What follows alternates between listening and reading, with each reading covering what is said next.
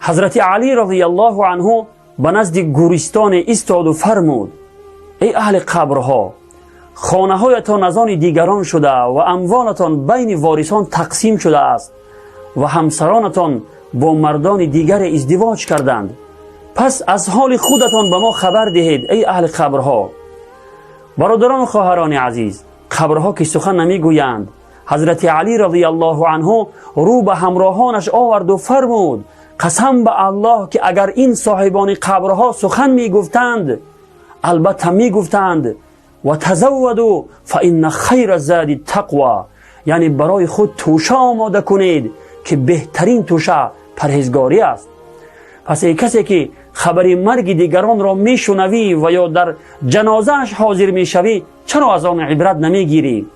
چرا برای این سفر دور و دراز آخرت توشه خود را از عملهای نیک و صالح آماده نمی کنی؟